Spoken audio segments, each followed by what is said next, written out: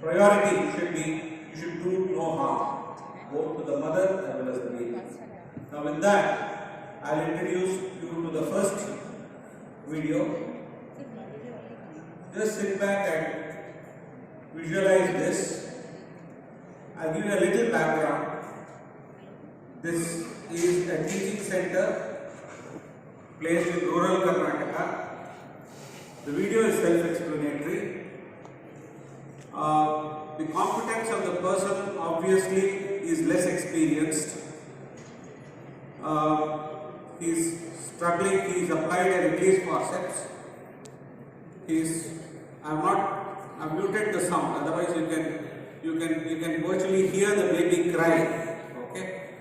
So just watch the video.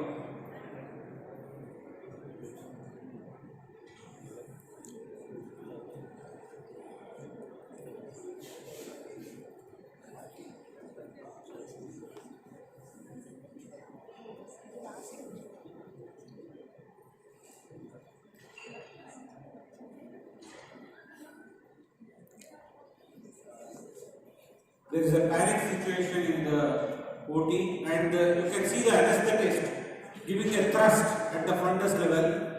You can see the push. You can see the thrust that is being given, but nothing happens.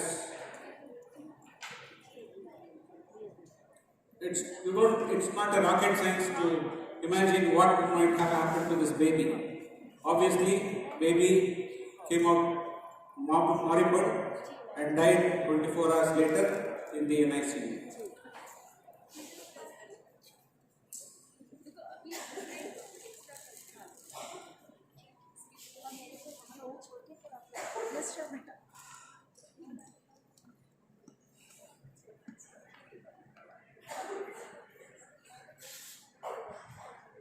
In contrast,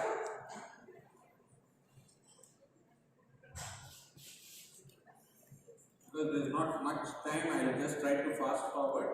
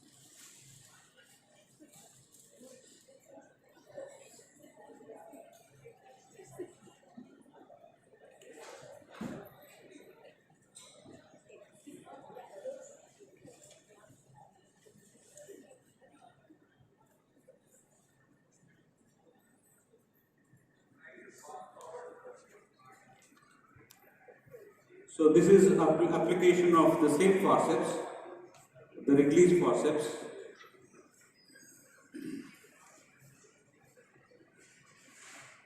The paired forceps. So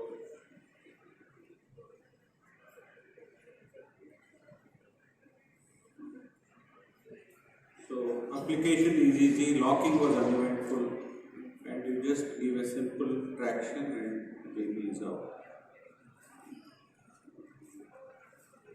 So I am showing you the various modalities of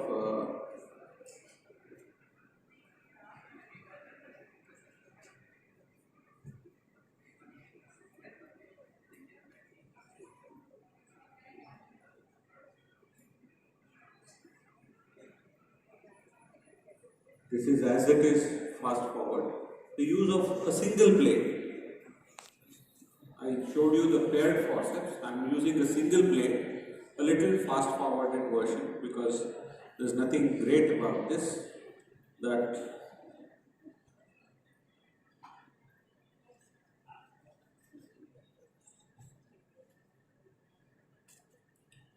the essence of all this is, if you have a flair for instrumental delivery, you will always seize the opportunity to use what is appropriate for the clinical scenario.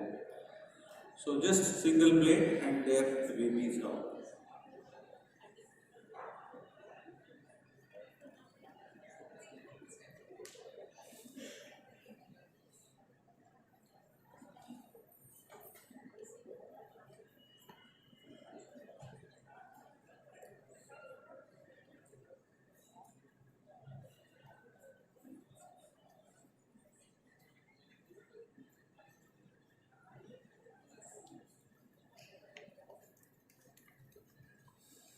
The use of vacuum cup, the C-section cup from the medicine company, so that can be used, but this is dependent on the power, so you have to have uninterrupted electric supply, so that can be easy. You don't have to be worried about the position of the fetal head in vacuum, that is the advantage. Whereas in forceps, you should know the fetal surface anatomy of the fetal head. Otherwise, wrong application can give rise to a lot of complications. So again, there is no fundal pressure as such, and the delivery can be as easy as that.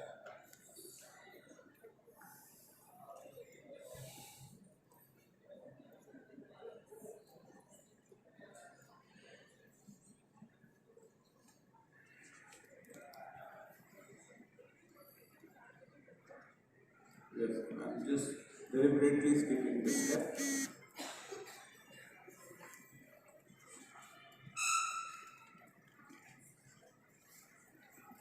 This is the single bladed Vectis.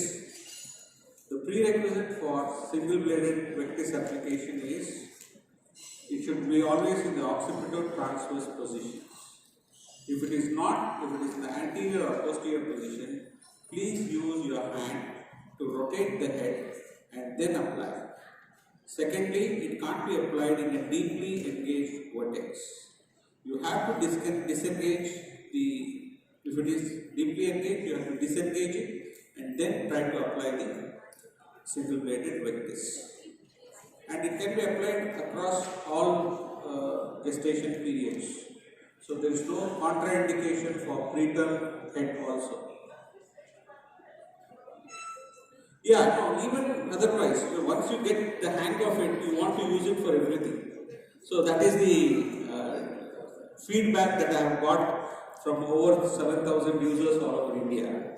So we introduced 10 years back and we have come to 7,000 to 8,000 users across India, and the numbers are growing by the day.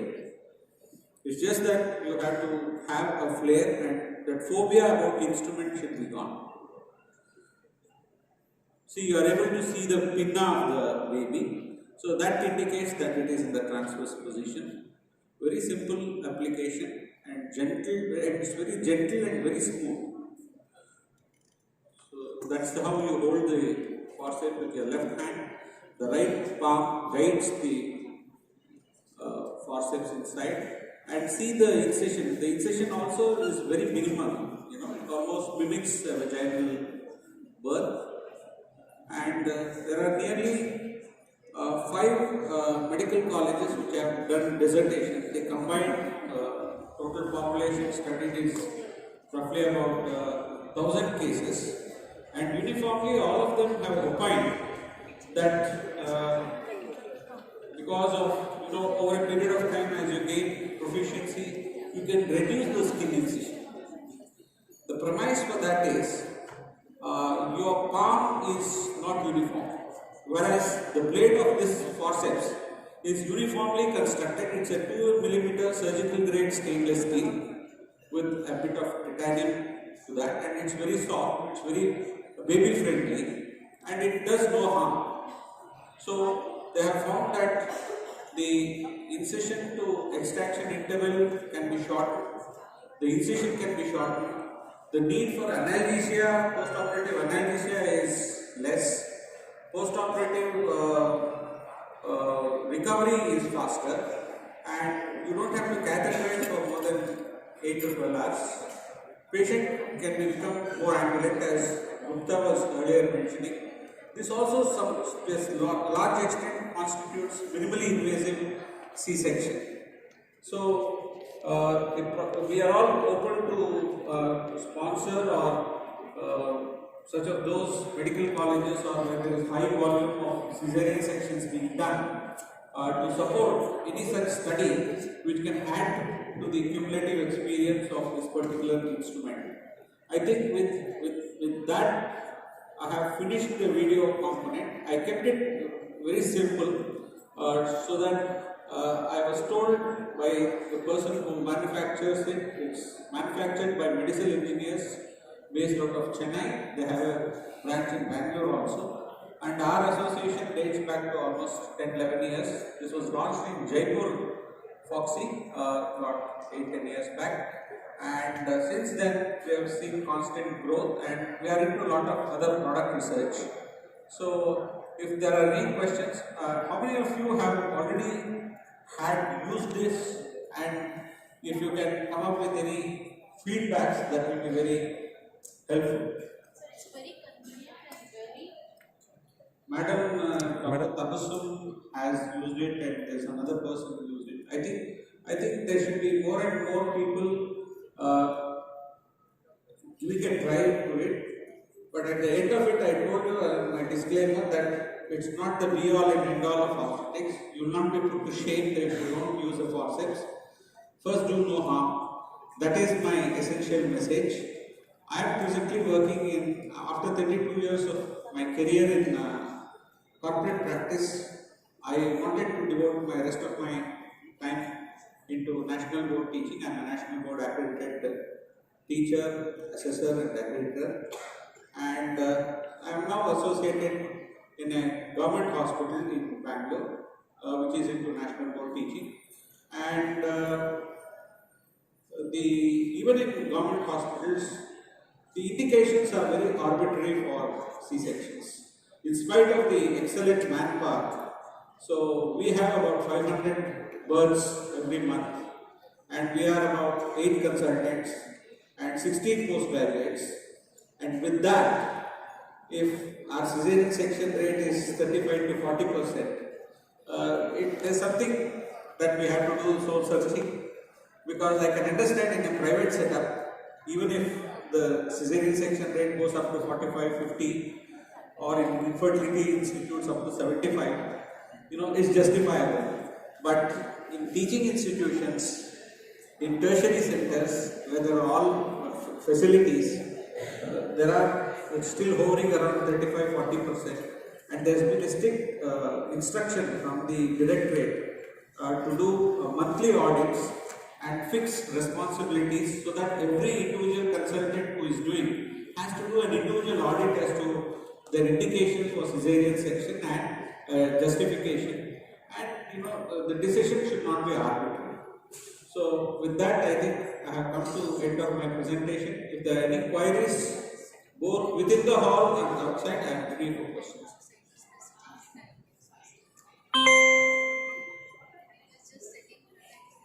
Yes. Yes.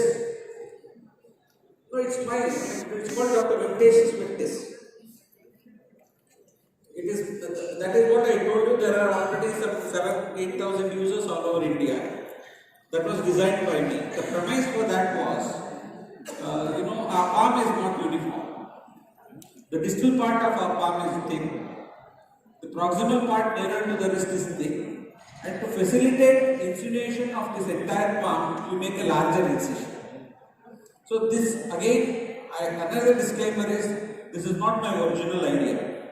There was this South African obstetrician in 1950s or 40s called Moorles. It's based on his design, but we have never seen it. It's called Moorles head extractor, a South African obstetrician. So we had line diagrams from a journal which was in 1945. So based on that, with a lot of about 10-15 prototypes have gone to come to this final production model, and it's been quite successful.